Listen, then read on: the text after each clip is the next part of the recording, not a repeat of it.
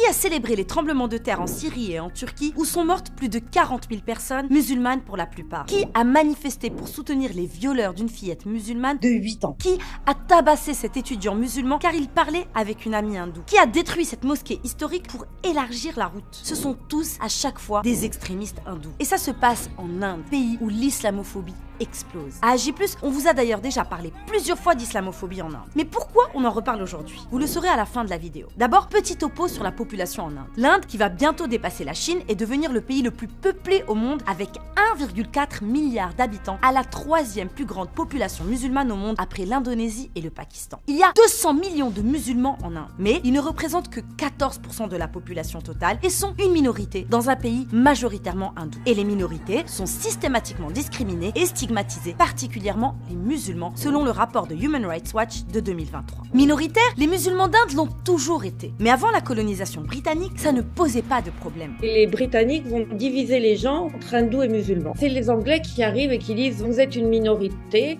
et les hindous sont une majorité. Et cette division numérique, elle est très occidentale. Les musulmans, ils se considéraient toujours comme un élément de la mosaïque. Leur importance, ils la jugeaient sur leur impact culturel, civilisationnel, qui a été énorme. Car oui, il faut le rappeler, les musulmans ont dominé l'Inde pendant des siècles avant les hindous. Et l'empire musulman moghol, créé par Babur en 1526, a régné sur l'Asie du Sud du 16e au 19e siècle. Et durant leur règne, la tolérance régnait aussi envers toutes les religions. Pendant longtemps, les musulmans étaient les leaders de l'Inde. Ils étaient à la tête d'un grand empire et d'une grande civilisation et avec une grande histoire de tolérance. Quand les musulmans dominaient le subcontinent, ils n'ont pas détruit tous les hindous. Ils les ont préservés. Contrairement à tout ce que les clichés racontent, les empires musulmans ont toujours été très très tolérants et pluralistes. Le grand empereur Akbar traitait toutes les religions de la même manière. Il payait même respect au temple hindou. Alors que s'est-il passé avec la colonisation puis la partition qui a suivi entre Inde et Pakistan en 1947? Le pays changeait à tout jamais. C'est au moment des mouvements d'indépendance et ça explique pourquoi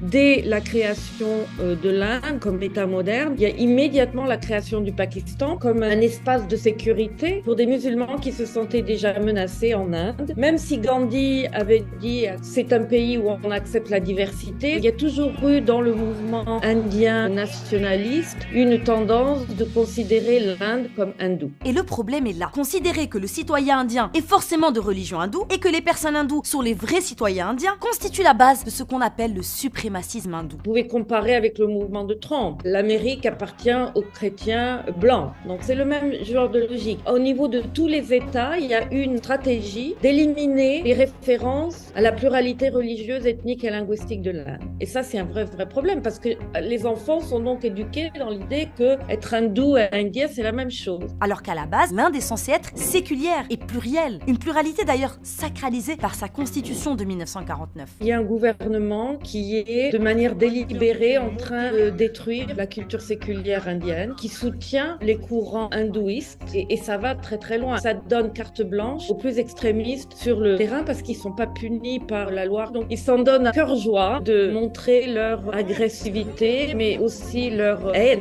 de l'islam et des musulmans. Car oui, au-delà du débat sur l'identité indienne, c'est d'une islamophobie concrète, violente et quotidienne dont il s'agit. Muslims are being lynched. A number of lynching cases have taken place socially, politically, and religiously. It has become very difficult for the Muslims even go to the mosque. Even praying has become difficult. Policy changes have taken place that made Muslims as second-class citizens. Et selon Ashok Swain, professeur à l'université d'Uppsala en Suède, cette islamophobie qui a ressurgi avec l'arrivée de Narendra Modi au pouvoir en 2014 est impunie car elle sert le gouvernement et son parti, le BJP. Islamophobia is not new, but it was never encouraged by the regime, the manner which is being now. Islamophobia has become mainstream, politically advantageous, politically beneficial, and it is being promoted by the regime. Petit rappel de qui est Modi. Modi faisait partie du groupe armé RSS, qui a donné naissance à son parti politique, le BJP. Et qu'est-ce que le RSS? RSS came in 1920s. It gets the inspirations from fascist movements in Europe. It considers Hitler as one of the ideal. It has all the ingredients of a fascist movement. The RSS has been banned, particularly when RSS was also accused of getting involved in the Mahatma Gandhi's killing in 1948. RSS was also banned when when 16th century mosque was demolished by the Hindu right-wing mob in 1992. He comes from RSS table, and the RSS itself is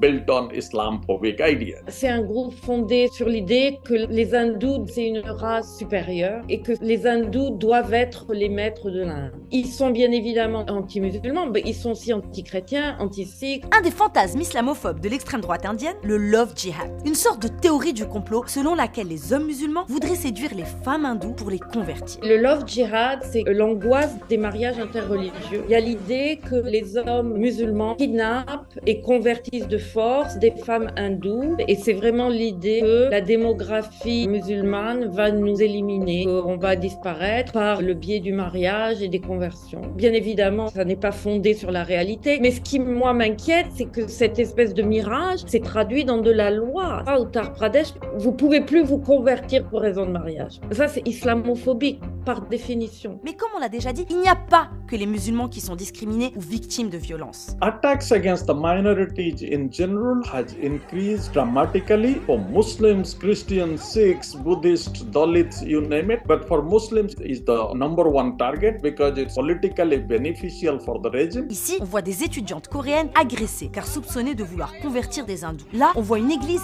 attaquée par des extrémistes hindous. Les crimes contre la communauté chrétienne ont augmenté de 60% entre 2016 et 2019. Alors bien évidemment, les musulmans sont en première ligne de ces discriminations, mais elles touchent à peu près tout le monde, tout groupe qui ne fait pas partie de cette mouvance hindouiste. Il y a des exemples d'églises détruites par les hindouistes, de temples sikhs qui sont attaqués et détruits, attaques physiques contre les sikhs également. Et du coup, pourquoi on en parle aujourd'hui? Eh bien car un documentaire de la BBC, sorti en janvier 2023, accuse Modi d'avoir été complice du massacre de musulmans dans le Gujarat en 2002, où 2000 musulmans ont été tués par des groupes hindous. La BBC affirme que les événements du Gujarat étaient un nettoyage ethnique avec un viol systématique et étendu des femmes musulmanes. Et scoop, Modi aurait joué un rôle actif en empêchant la police d'arrêter les violences et en encourageant les hindous extrémistes. The BBC documentary is nothing new. There was investigation by the British government after the riot in 2002, which puts the blame completely on the Narendra Modi's government. It confirms Narendra Modi's involvement in the riot. It shows that he was either encouraging it or remaining silent, where at least 2,000 Muslims were killed. Le documentaire a évidemment été